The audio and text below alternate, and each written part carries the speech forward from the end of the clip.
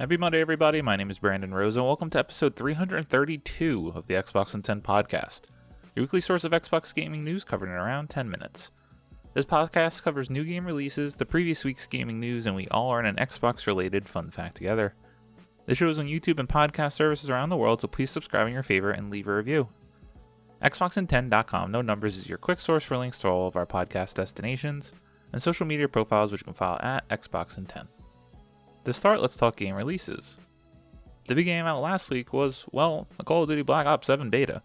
The games coming out this week include Hula Hula Wii, King of Meat, Little Rocket Lab, Cats and Seek Kyoto, Finding Paradise, Pirate Trails Tentacles and Treasures, Super Mining Mechs, Candy Rangers, Beacon of Naeda, Lost Eidolons Veil of the Witch, Painkiller, Rise Eterna 2, Yuka Replayedly, Battle Puzzle 2048 Wicked Witches, Barbie Horse Trails, DIY Fashion Star, Gabriel's Worlds The Sokoban Adventure, Little Nightmares Enhanced Edition, Little Nightmares 3, Nocturnal Whispers, Next of Kin Fidelity, and the Big Bad Battlefield 6.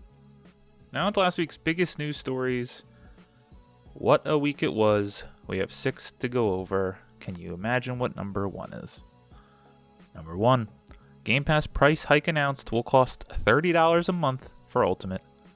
AD Makuch at GameSpot writes, Microsoft has announced another Xbox Game Pass price hike, with the Ultimate tier going up to $30 a month.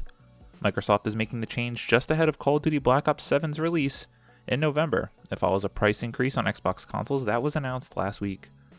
For now, however, you can still get a 1-month Game Pass Ultimate subscription for $20 at Amazon.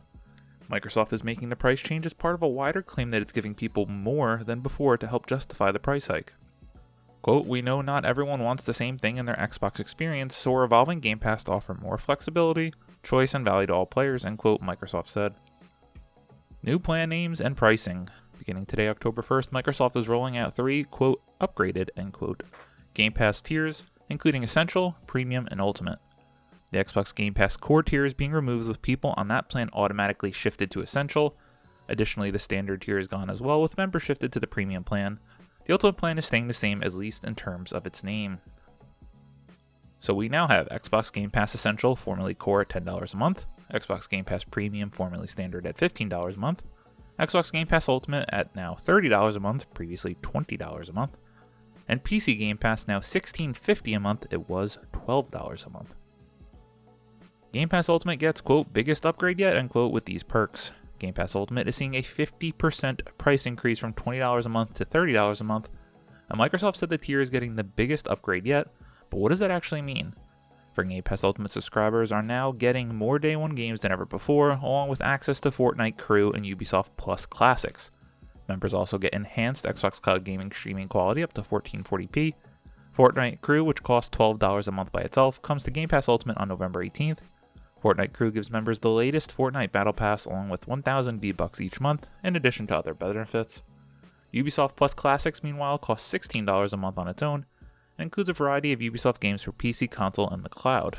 Another perk being added to the Game Pass Ultimate is best quality streaming and shortest wait times for Xbox Cloud Gaming.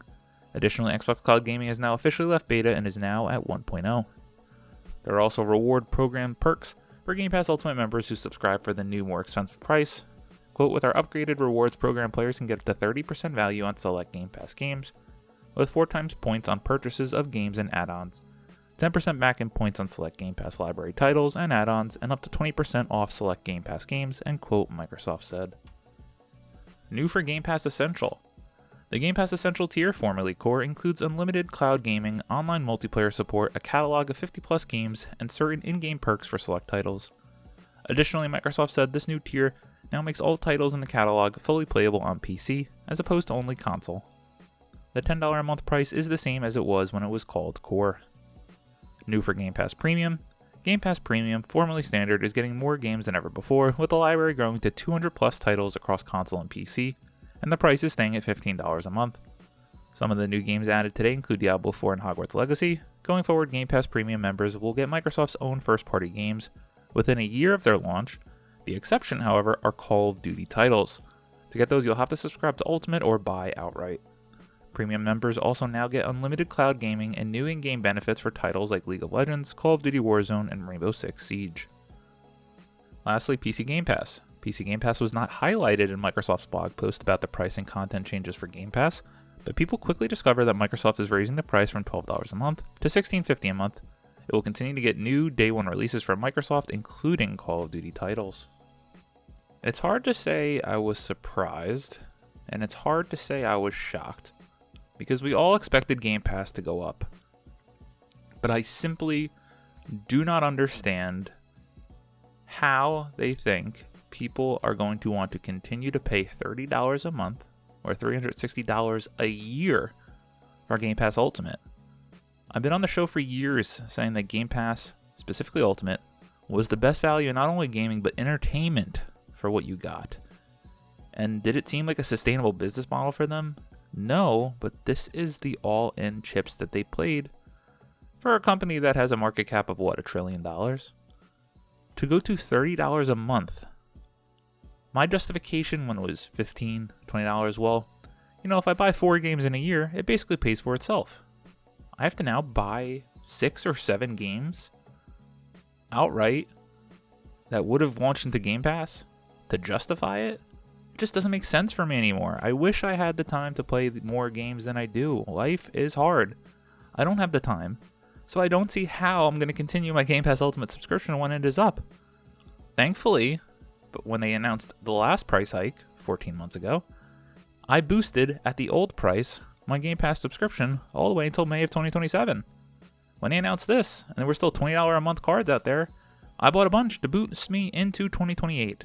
So, up until 2028, I will have Game Pass Ultimate. I do not agree that it is the best value in gaming anymore. At that point, who knows where Xbox is? Is there hardware? Is there a subscription? But at that point, with how it stands right now, I will certainly be downgrading to premium and then buying my games outright again. Now, this is on the heels of, I'm not going to include the story as more is coming out, that Microsoft apparently gave up $300 million in Call of Duty sales as a result of launching into Game Pass last year. $300 million. Their gamble in buying Activision Blizzard was seeing if they could significantly boost Game Pass subscriptions by launching the biggest game basically every year into the service. It seems that it did not have the impact that it had, losing $300 million in sales, and it is no surprise with that why we are getting the price hike. Just unfortunately, another sad day in Microsoft's generation of seemingly mishaps with the Xbox Series X and S. Number 2, trying to find some positives in here somewhere. Microsoft just added over 45 new games to Xbox Game Pass, including Hogwarts Legacy and Ubisoft's back catalog. Here's the full list. Wesleyan Poole at IGN writes, Microsoft has added a number of new games to Xbox Game Pass today as part of a major shakeup that has seen the Ultimate tier increase in price. Premium gets more than 40 new games available today, including Blizzard's action role-playing game Diablo 4 and the aforementioned Hogwarts Legacy. Microsoft said Premium gets new Xbox-published games within a year of their launch, but interestingly, that excludes Call of Duty titles, so don't expect to play Black Ops 7 Day 1 as a Premium subscriber when it comes out this November. Essential, meanwhile, is a curated catalog of over 50 games playable on both console and PC. The Essential library is now fully available on PC, featuring games like Hades, City Skylines Remastered, Stardew Valley, and Warhammer 40,000 Darktide.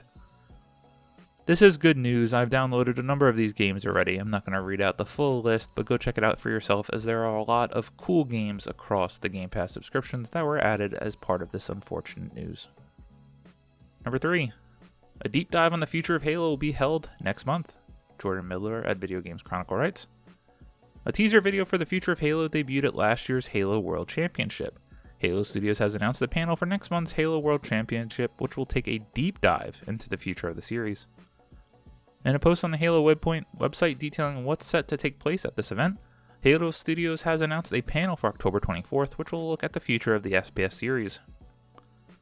Quote, back in June, we let the community know that we'd be continuing the conversation from last year's Halo World Championship and the A New Dawn video and sharing more about what we've been working on, and quote, Halo's Director of Competitive Engagement, Tahir Hassanjek, said on the blog. Quote, like last year, we'll be on the main stage to talk about it, but this year we've also got a deep dive panel planned for the community stage that you won't want to miss, end quote. At last year's Halo World Championship, the developer formerly known as 343 Industries announced its rebranding and that it was working on multiple Halo games developed within Unreal Engine 5. The last mainline game in the series, Halo Infinite, was released in 2021. The game was originally planned to launch along Microsoft's Xbox Series X console, and even featured much of the launch marketing on the console, but it was ultimately delayed. All signs are pointing that this game will be a Halo 1 remake, with some new rumors this week that Virtuous, who helped develop the Oblivion remaster remake earlier this year, is working with Halo Studios on that. I want Halo to mean something again. I've had the itch over the last year, and last weekend did jump into a number of Halo Infinite games. Got my butt whooped, but there is something special about those Halo games and that competitive FPS. I'll be really intrigued to see how it feels playing on Unreal Engine 5, which as of late is getting nothing but bad press with the performance of that engine. Number 4, Warzone will get a bold new experience inspired by OG Call of Duty Battle Royale mode Blackout in spring 2026. Vicky Blake at IGN writes, Call of Duty Warzone has promised a bold new experience will come to the Battle Royale next spring, inspired by Black Ops 4's original Battle Royale mode Blackout. In a message posted to X, the Call of Duty team appended an image of players dropping from the sky and the words, quote, approaching the drop zone, Call of Duty Warzone is bringing a bold new experience in spring of 2026 inspired by the original Blackout set on Avalon, end quote. The Blackout Battle Royale mode was released alongside Call of Duty Black Ops 4. Call of Duty's responsive and forgiving gunplay, nimble movement, and creative but practical equipment fit beautifully into the trendy last man standing format. We said back of Blackout in our 2018 review. Blackout was eventually superseded by COD's dedicated Battle Royale experience, Call of Duty Warzone, which was in turn spruced up in 2022, but there are plenty of fans who hold a special place in their heart for the OG mode given the thousands of replies and likes the Twitter tease has received. While there's been no formal follow-up to any of the questions asking what exactly Activision means by the term experience, the publisher teased, and here's just a glimpse of what's dropping into Call of Duty Warzone. Bold new Blackout experience on Avalon, Rebirth Island refresh, Verdansk updates, ranked play, and more. Although I'm just getting old and those kids are so sweaty, I do love me a good Battle Royale, especially Call of Duty Warzone. Those COVID days of playing this with the boys was such a good time. I'm interested to jump back in just to see what the Blackout mode is going to be, as that was so fun back when that launched in 2018. Everyone was so hungry for a new Battle Royale, and Call of Duty finally trying it, the gunplay, the mode, it was something special. Number 5, Microsoft set to announce free Xbox Cloud Gaming tier with ads. Fraser Gilbert at Pure Xbox writes, with Microsoft extending Xbox Cloud Gaming across all versions of Xbox Game Pass earlier this week, with different benefits and limitations for each, the company is apparently set to announce a free version for xCloud soon as well. This is coming from Tom Warren at The Verge, who says that the ad-supported streaming is being tested inside of the company right now, and the belief is that it will be centered around select stream-your-own-game titles, eligible free play days titles, and the Xbox Retro Classics Collection.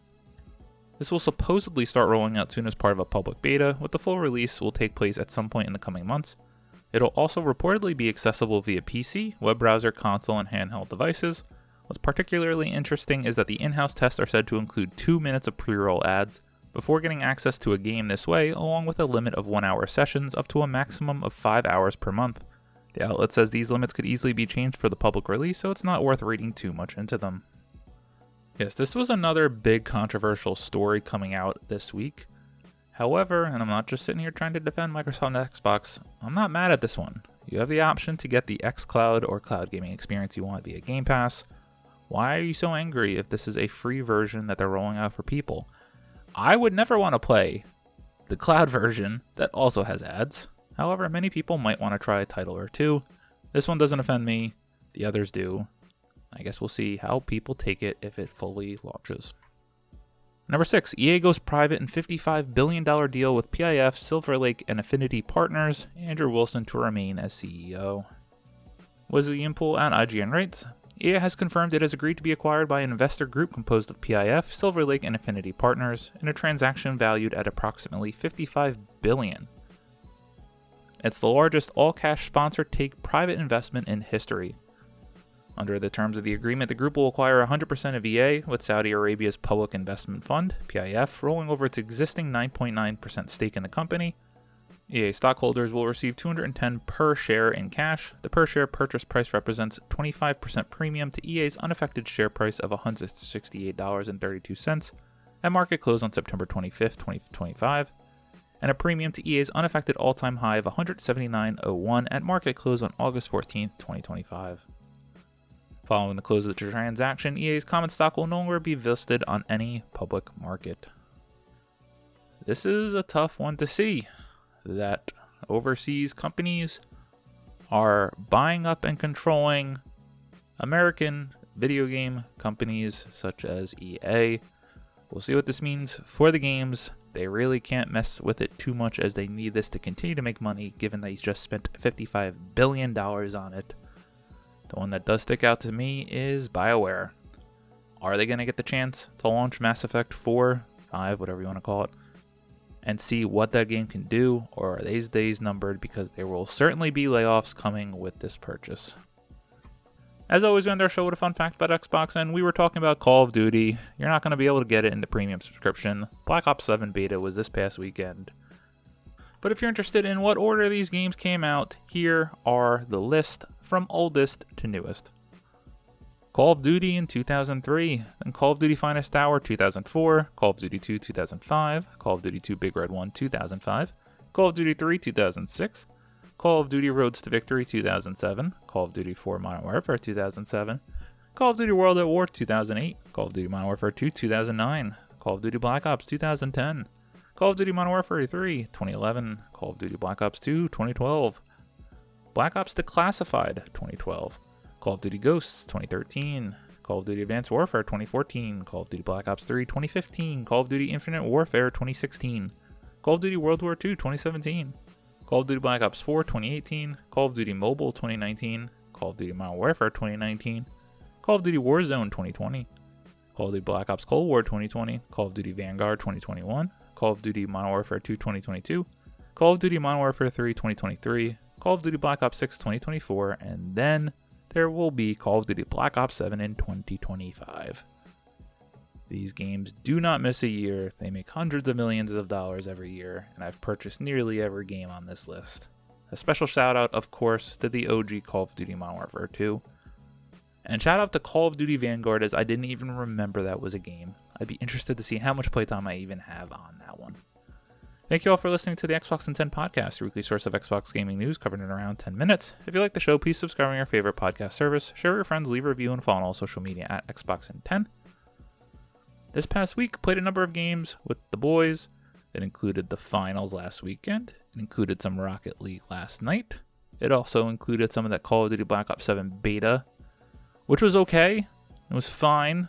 Didn't like the game modes. Liked it felt a little bit heavier. We'll see how it comes at full release. And the zombies mode. Did not like that first little shot that we got at survival on the barn. I don't know why it was so small and confined, but we'll see. My name is Brandon Rose. You can follow me on Xbox at Brosen93. Hope you all have a great week. Stay safe and keep on gaming.